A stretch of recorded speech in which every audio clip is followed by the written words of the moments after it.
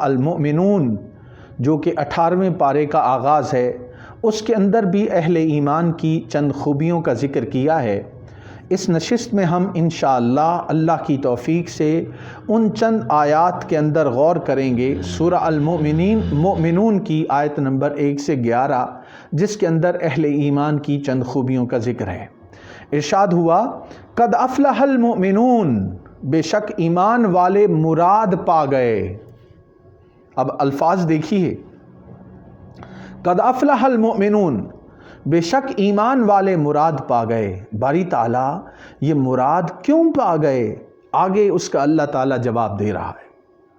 الذین ہم فی صلاتہم خاشعون، جو لوگ اپنی نماز میں عجز و نیاز کرتے ہیں۔ باری تعالیٰ مراد پانے والے کون لوگ ہیں؟ اللہ پاک فرما رہے ہیں جو نماز پڑھتے ہیں اور عجز و نیاز کے ساتھ نماز پڑھتے ہیں۔ ایک ہماری نماز ہے کہ ہم نماز ادا کرتے ہیں، خیال اپنی اسائنمنٹس کی طرف، اپنے دنیاوی معاملات کی طرف، اپنے کسی کام یا کسی واقعے میں غور کرتے رہتے ہیں، پتہ ہی نہیں چلتا نماز ختم ہو جاتی ہے۔ اب یہاں فرمایا جا رہا ہے کہ اگر ایمان والو تم مراد کو پانا چاہتے ہو، اللہ کے ہاں کامیاب ہونا چاہتے ہو، تو طریقہ کیا ہے کہ اپنی نمازوں کے اندر عاجزی انکساری کو اپنا لو اور نیاز مندی کے ساتھ اپنے مالک کے سامنے پیش ہو جاؤ۔ یعنی جب کہا اللہ اکبر، ہاتھ اٹھانا اس بات کی علامت ہوتا ہے کہ آپ نے سرنڈر کر دیا ہے اللہ رب العزت کے سامنے۔ کسی ڈاکو سے انسان کا آمنا سامنا ہو جائے اور وہ بندوق کی نوک پر آپ سے کہے کہ سب کچھ میرے حوالے کرو، تو آپ پہلے اپنے ہاتھ اٹھاتے ہیں۔ تو ہاتھ اٹھانا سرنڈر کرنا ہوتا ہے۔ نماز کا آغاز جب آپ کرتے ہیں تو اس کے اندر بھی آپ ہاتھ اٹھاتے ہیں، اللہ اکبر، گویا ساری کائنات سے الگ تھلگ ہو کر آپ اپنے آپ کو اللہ کے حضور سرنڈر کرتے ہیں۔ اور سرنڈر کرنے کا مطلب یہ ہوتا ہے کہ باری تعالیٰ اب مرضی میری نہیں تیری مرضی ہوگی، اب میں تیرے سامنے پیش ہوں اور تیرے حاضر ہو کر میں اپنی خطاؤں کا اور اپنی بندگی کا اظہار کرنے والا ہوں۔ تو ان چیزوں کو انسان کو پیش نظر رکھنا چاہیے۔ آگے بات فرمائی تیسری آیت میں، والذین هم عن اللغو معرضون، کہ اہل ایمان کی خوبی کیا ہے کہ جو بیہودہ باتوں سے ہر وقت کنارہ کش رہتے ہیں۔ بیہودہ باتوں سے ہر وقت کنارہ کش رہنا۔ اب ہم نے اپنے دامن کو خود دیکھنا ہے کہ کیا ہم بیہودہ کاموں میں اپنے آپ کو انوالو کرتے ہیں یا اس سے کنارہ کشی اختیار کرتے ہیں۔ اب یہاں کیا الفاظ ہیں کہ ہر وقت کنارہ کش رہو، یہ نہیں کہ کبھی بیہودگی کر لی کبھی اچھی بات کر لی، دونوں چیزوں کو ساتھ ساتھ یہ اہل ایمان کو زیب نہیں دیتا۔ بیہودہ باتوں سے، فضول باتوں سے، بیکار باتوں سے ہر وقت کنارہ کش ہو جانا، یہی بندگی ہے، یہی ایمان۔ والذین هم لفروجہم حافظون، سورہ الفرقان میں بھی آپ نے دیکھا کہ وہاں بدکاری کو بتایا کہ رحمان کے بندے اپنے آپ کو بدکاری میں نہیں ڈالتے۔ اب یہاں پہ پھر ارشاد ہو رہا ہے کہ رحمان کے بندے اور اہل ایمان جو مراد پا جائیں گے، جو کامیاب ہو جائیں گے، وہ دائماً اپنی شرمگاہوں کی حفاظت کرتے رہتے ہیں۔ دائماً، ہمیشہ اپنی شرمگاہوں کی حفاظت کرتے رہتے ہیں۔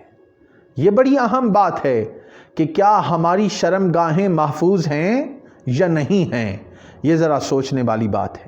آگے فرمایا الا علی ازواجہم او ما ملکت ایمانہم فانہم غیر ملومین۔ اسلام ایسا مذہب نہیں ہے کہ وہ آپ کی ضروریات کو اور جائز خواہشات کے لیے بھی آپ کو مواقع فراہم نہیں کرتا، بلکہ اس کی صورت نکاح کی صورت میں بیان کی۔ اب یہاں پہ اسی بات کی طرف اشارہ ہے کہ سوائے اپنی بیویوں کے یا ان باندیوں کے جو ان کے ہاتھوں کی مملوک ہیں، جو ان کی باندیاں ہیں، ان کی غلام ہیں، بے شک احکام شریعت کے مطابق ان کے پاس جانے سے ان پر کوئی ملامت نہیں۔ یعنی شریعت کی پابندی کرتے ہوئے اگر آپ جائز تعلقات، جنسی تعلقات قائم کرتے ہیں تو اس کی اسلام نے ہمیں اجازت عطا کی ہے۔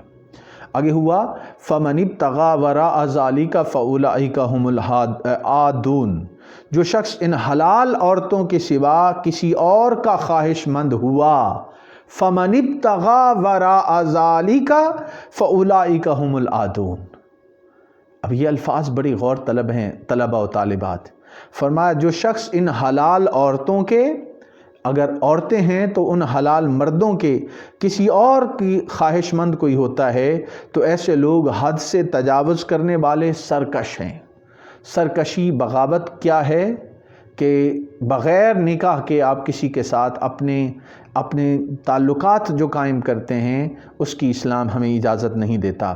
آگے ارشاد ہوا والذین هم لاماناتہم وعہدہم راعون، یہ وہ لوگ ہیں جو اپنی امانتوں اور وعدوں کی پاسداری کرنے والے، یعنی امین ہیں، امانت دار ہیں، اور کسی سے وعدہ کر لیں تو وعدہ خلافی نہیں کرتے۔ کیا ہم امانت دار ہیں؟ کیا ہم ٹرسٹ وردی ہیں؟ کیا ہم وعدہ خلافی تو نہیں کرتے؟ حضور علیہ الصلاۃ والسلام کے سامنے صحابہ موجود تھے۔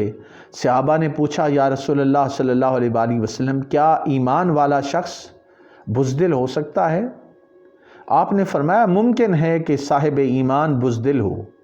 صحابہ کرام نے پھر سوال کیا یا رسول اللہ صلی اللہ علیہ وآلہ وسلم بتائیے کیا مسلمان کنجوس ہو سکتا ہے؟ آپ نے فرمایا ممکن ہے کہ ایک شخص مومن بھی ہو اور اس کے اندر کنجوسی پائی جائے۔ پھر صحابہ نے سوال کیا یا رسول اللہ صلی اللہ علیہ وآلہ وسلم کیا صاحب ایمان جھوٹا ہو سکتا ہے؟ فرمایا لا، صاحب ایمان جھوٹا نہیں ہو سکتا۔ میرے پیارے بھائیوں اور بہنوں، ہمیں غور کرنا ہے کہ کیا امانت داری کو ہم نے اپنا رکھا ہے یا نہیں؟ کیا ہم اپنے قول کے سچے ہیں یا نہیں؟ یہ ہمارا بہت بڑا امتحان ہے، اس پہ ہمیں غور کرنا ہے۔ ہمیں جھوٹ بولنے سے پرہیز کرنا ہے، ہمیں خیانت کرنے سے پرہیز کرنا ہے، بددیانتی کو ہمیں چھوڑنا ہے، امانت داری کو اپنانا ہے۔ حضور علیہ الصلاۃ والسلام شہر مکہ میں آپ کے بے شمار دشمن تھے، قریش والے اور مشرکین، لیکن وہ ایک بات کی گواہی دیتے تھے کہ بخدا ہمارا محمد مصطفیٰ صلی اللہ علیہ وآلہ وسلم سے اختلاف ہے، لیکن ایک بات ہم کہتے ہیں کہ وہ سچے ہیں، امانت دار ہیں، خیانت نہیں کرتے۔ صادق اور الامین کا ٹائٹل حضور علیہ السلام کو دیا گیا۔ دوستو، کیا ہمارے اندر یہ صادق اور امانت کا ٹائٹل ہمارے اندر موجود ہے؟ کیا ہم اپنے قول کے سچے ہیں؟ کیا ہم بددیانتی اور خیانت تو نہیں کرتے؟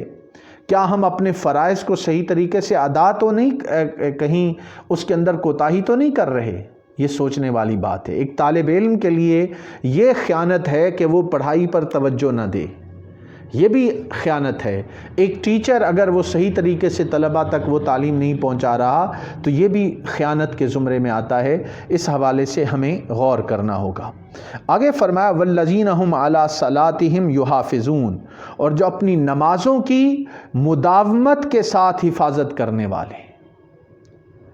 یہ نہیں ہے کہ آف اینڈ آن کبھی دل چاہا تو نماز پڑھ لی اور کبھی دل نہ چاہا تو نماز نہ پڑھی۔ یہ مومن کو زیب نہیں دیتا، نماز اس پہ فرض ہے، اور وہ اللہ تعالیٰ جس نے ہمیں یہ زندگی عطا کی، یہ سانسیں عطا کی، عقل اور شعور عطا کیا، ہاتھ پاؤں سلامت عطا کیے، اتنی حسین صورت سے نوازا، بے شمار انعامات سے نوازا، تو اس کے شکرانے کے طور پہ کیا ہم 5 وقت اس کے حضور سجدہ شکر نہ بجا لائیں؟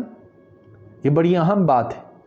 ایک صاحب ایمان کو زیب نہیں دیتا کہ وہ نماز چھوڑے اور نماز کے اندر اپنے مالک کا شکر ادا کرے کہ باری تعالیٰ اگر آپ چاہتے تو میں اندھا پیدا ہو سکتا تھا، آپ چاہتے تو میں لولا لنگڑا پیدا ہو سکتا تھا، میرے ہاتھ سلامت نہ ہوتے، پاؤں سلامت نہ ہوتے، میں کسی بہت ہی غریب خاندان میں پیدا ہو جاتا، یا بے شمار عوارض صحت کے مجھے لاحق ہوتے۔ کئی لوگ ہیں ان کے ہاتھ نہیں، کئی لوگ ہیں ان کے پاؤں نہیں، کئی لوگ ہیں ان کی آنکھیں نہیں، کئی لوگ ہم سے زیادہ اچھی شکل و صورت والے ہیں، مگر ان کے پاس وہ بنیادی وسائل نہیں جس سے وہ اچھے انسٹیٹیوشنز میں اور یونیورسٹیز میں تعلیم حاصل کر سکیں۔ تو یہ اللہ کا کتنا بڑا انعام ہے۔ اس لیے فرمایا کہ اہل ایمان جو مراد کو پانے والے ہیں وہ اپنی نمازوں کی ہمیشہ حفاظت کرتے ہیں۔ آگے ارشاد ہوا اولئک هم الوارثون، یہی لوگ جنت کے وارث ہیں۔ یہی لوگ جنت کے وارث ہیں۔ جنت کیا جگہ ہے؟ فرمایا الذین یرثون الفردوس ہم فیہا خالدون۔ اللہ رب العزت فرما رہے ہیں کہ یہ لوگ جنت کے سب سے اعلیٰ باغات، جہاں تمام نعمتوں، راحتوں اور قرب الہی کی لذتوں کی کثرت ہوگی، یعنی جنت میں ساری نعمتیں ہیں، جنت میں ساری لذتیں ہیں، جنت میں اللہ تعالیٰ کی سنگت اور معیت انسان کو نصیب ہوگی۔ وہ اس کے وراثت پائیں گے جو اپنے اندر ان خوبیوں کو پیدا کر لیں، اور وہ ہمیشہ جنت میں رہیں گے۔ معزز طلبہ و طالبات، سورہ المومنون کی یہ آیات ہمیں اس بات کی طرف توجہ دلاتی ہیں کہ ہم اپنے اندر اہل ایمان کی وہ خصوصیات پیدا کریں جس کے نتیجے میں اللہ رب العزت ہمیں بے شمار انعامات و اکرامات سے نوازے گا۔ انہی کلمات کے ساتھ آج میں آپ سے اجازت چاہتا ہوں۔ والسلام علیکم ورحمۃ اللہ وبرکاتہ۔